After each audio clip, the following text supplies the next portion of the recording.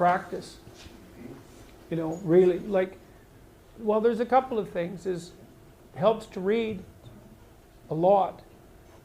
It really helps to write. So if you want to make yourself articulate, which is a very good idea, then not only should you read, but you should write down what you think. And if you can do that a little bit every day, 15 minutes, maybe you could steal 15 minutes and do it every day. But if you do that for 10 years, you really straighten out your thinking.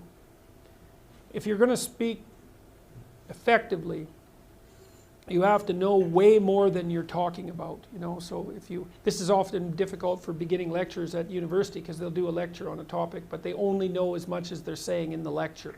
And they get kind of stuck to their notes because of it. But you want to know 10 times as much as you are saying in the lecture, and then you can specify a stepping path through it and elaborate with the other things that you know. But to do that, you have to do a lot of reading.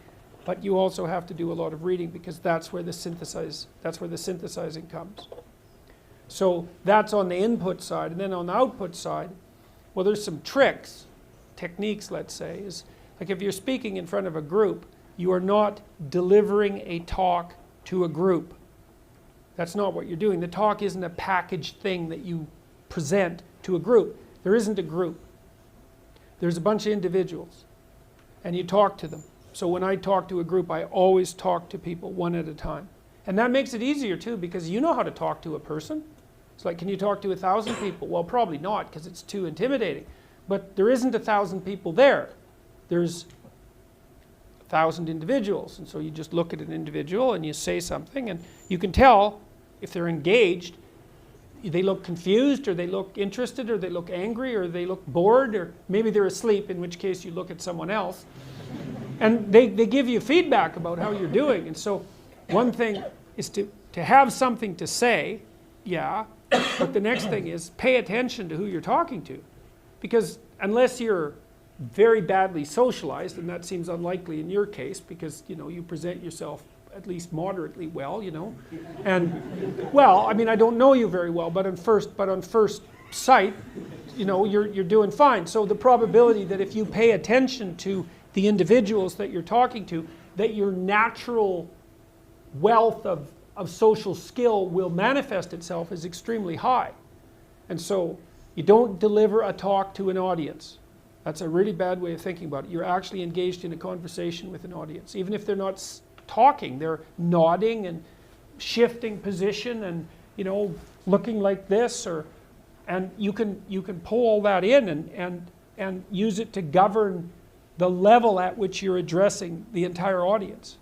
So the last thing I would say is, well, having the aim to be a good communicator is a good start. And you think, well, I could buttress that to some degree. Well, there isn't anything that you can possibly, this is the whole point of a liberal education, there isn't anything that you can possibly do that makes you more competent in everything you do than to learn how to communicate. I don't care if you're going to be a carpenter. I mean, being a carpenter, by the way, is very difficult, especially if you're a good carpenter. But if you're good at communicating as a carpenter, you're like 10 times better as a carpenter.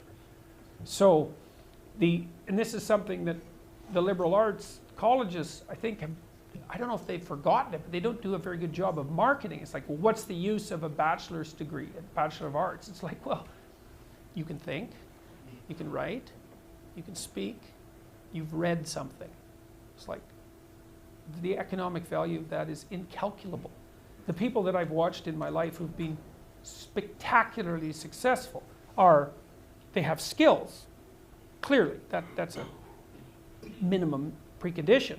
But they're also very, very good at articulating themselves. And so whenever they negotiate, they're successful. Well, that's kind of like the definition of success in life, right? You negotiate and you're successful. It doesn't mean you win.